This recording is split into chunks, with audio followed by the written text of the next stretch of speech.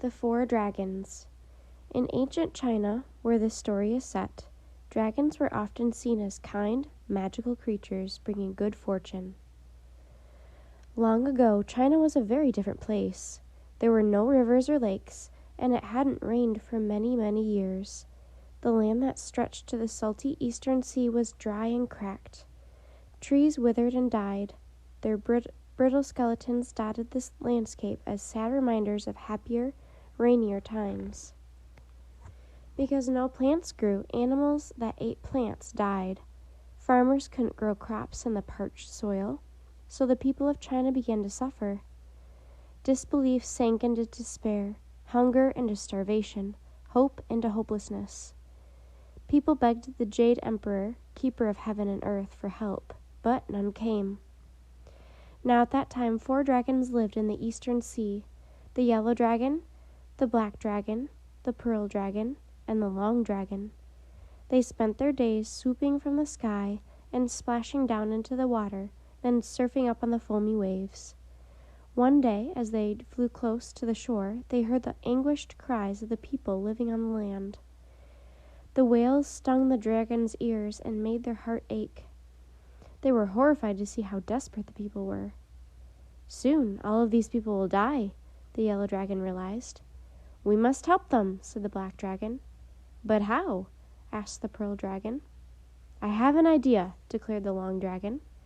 The other dragons flew alongside him, eager to hear. We must let the Jade Emperor know his people are suffering, explained the long dragon. He cannot know. Surely he will help them when he does. The dragon's scales gleamed as they flew to where the setting sun spilled gold across the land, sky, and water. There the Jade Emperor lived in his heavenly palace. As the dragons arrived, he was reading through a pile of scrolls. Why are you here? He fumed. I did not send for you. Go away. I am far too busy. Oh, mighty Emperor, the dragons said. We beg your pardon for the interruption, but your people need help. They have no rain, so their crops won't grow. Soon they will die. Surely you can send some rain at long last? The emperor tutted and waved a hand as if he were swatting a fly. He had no time for such simple matters. Oh, very well, he muttered. I shall send them some rain. Now, will you leave? I am extremely busy. The dragons left the heavenly palace, delighted that the people of China would soon be saved. They flew back to the coast, watching the skies eagerly for any sign of rain. But no rain fell. The sky remained clear and cloudless. Surely the Jade Emperor had not forgotten his promise already, asked the long dragon. Perhaps we need to wait a little longer, replied the black dragon. The dragons waited for several weeks, but still no rain fell. Every day that China remained dry, the people grew more desperate, and their anguished cries rang louder across the land. The emperor has forgotten his promise, groaned the pearl dragon. He is too busy to care for his people, agreed the black dragon with a sigh. If only we could help them ourselves, suggested the yellow dragon. The long dragon's scaly tail curled up tight as he thought very deeply. I have another idea, he said finally, but it might anger the emperor. We would put ourselves at great risk. I am willing to take that risk, replied the pearl dragon, and the others agreed. None of them cared about the danger. They simply wanted to save the people of China. The dragons roared approval when they heard the long dragon's plan. They were convinced it would work. There's no time to lose, cried the black dragon. Let's go. The dragons tucked in their leathery wings and dived down to the eastern sea. Each of them opened its mouth and scooped up a great mouthful of water. Then they swirled around, flapped up higher, and sprayed the water across the sky. The dragons dived back to the sea. Again they each sucked up a huge mouthful of water and released it. For several hours they flew between sea and sky until clouds gathered and the water began to fall as rain all over the land.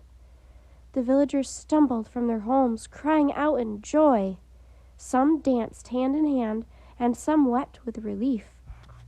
Others stood in silence, enjoying the feel of wonderful water on their parched skin. But far out in the eastern sea, the god of seas watched with rage. The dragons had taken water from his ocean without asking permission. The sea boiled and waves crashed against the coast. "The Jade Emperor must know about this," he snarled. The god of seas swam faster than a shark until he reached the heavenly palace. He rushed to the emperor's throne room, leaving a trail of seaweed and salty water behind him. The emperor peered up from behind a vast pile of scrolls. "What do you want?" he demanded. Breathlessly, the god of seas told the emperor what the dragons had done. By the time he'd finished, the emperor's face had turned as purple as his robe. The dragons had made rain without his permission, but he was also embarrassed that he had forgotten his promise, and that made him even more furious. "Guards!" he bellowed. Footsteps thundered along the hall, and several guards rushed into the throne room. "Arrest the 4 dragons," the emperor demanded. The guards glanced at one another, confused. They had heard of the dragon's kindness to the people, but they could not disobey the emperor's orders. "Do it now!" the emperor thundered. So many soldiers marched from the heavenly palace that the land trembled. People and villages feared an earthquake until they saw the marching troops. Among the soldiers, horses dragged carts carrying giant wooden crossbows with huge nets. "They're going to catch the dragons," one of the villagers gasped. Villagers yelled at the soldiers to leave the dragons alone, but their cries were drowned out by the stomp of the soldiers' boots. Meanwhile, the 4 dragons were hooting and howling with joy, celebrating the rain. The yellow dragons flew so high, his wings brushed the clouds. And then he saw the army had set up their giant crossbows on the shore. Wood creaked and ropes groaned as the soldiers prepared the weapons to fire. The yellow dragon whirled around in fright as one of the crossbows fired. An arrow shot out, pulling a huge net into the air. It tangled around the yellow dragon's wings. With a pained roar, the dragon fell from the sky and landed with a thump on the shore. The other dragons were under attack too. Terrified, they twisted in the air, but just as they dodged one net, another flew from a different direction. The black dragon was caught, and then the pearl dragon, and finally the long dragon as well. Their desperate cries rang across the land, causing every soldier to shudder with shame. The Jade Emperor appeared on the shore, carried on a chair by servants. He grinned when he saw the dragons were caught, but his smile vanished as he noticed the people watching. They knew the dragons had caused the rain that saved them, whereas the emperor had failed them and forgotten them. He had been weak, and the dragons were strong. "The dragons are a threat to my power," thought the emperor. "They must be punished." "God of mountains!" he yelled. Further along the shore, the god of mountains had been watching from the top of a rocky peak. He too was grateful to the dragons for the rain, but he was bound to obey the emperor's orders. With a sigh so heavy it caused wind to rush down the mountains, he scrambled to the emperor. "Yes, my emperor?" he asked. The emperor pulled his robe tight against the chilly wind. "Imprison these dragons under mountains," he demanded. A deep groan echoed across the land as everyone heard the command. Far out at sea, the god of seas felt so cold with shock that the water around him turned to ice. He had not expected the emperor's punishment to be so harsh. With a heavy heart, the god of mountains raised his arms. The emperor gripped the side of his chair as the ground began to shudder, and trees began to sway as if in a storm. Along the shore, 4 mountains began to shake too. Rocks cascaded down their sides, and birds flapped up from nests on ledges, squawking in fright, as each mountain began to rise into the air. "Emperor," the god of mountains pleaded, "show some mercy!" The Jade Emperor's face darkened as the 4 mountains cast their shadows across the land. "Obey my command," he growled. The god of mountains moved his arms, causing the mountains to draw apart until one hovered over each of the dragons. Everyone stood in stunned silence, barely able to watch. Hidden in the shadows, the dragons looked at each other and smiled.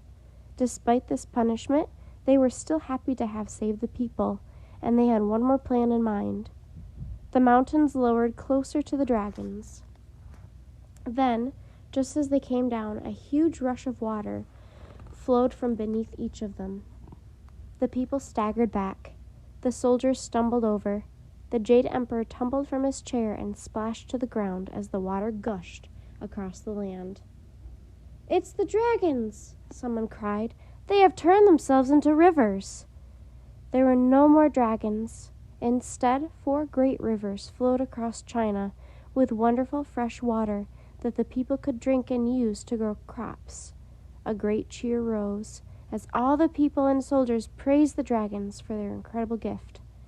The Jade Emperor flailed in the water, soaked and shivering and watching in horror. Again, the dragons had saved the people. The 4 great rivers of China still give the people of China water every day. The Heilongjiang, or the Black River, the Honghe, Yellow River, the Yangtze, Long River, and the Zhujiang, Pearl River, and people still tell the story of the 4 dragons and their wonderful gift.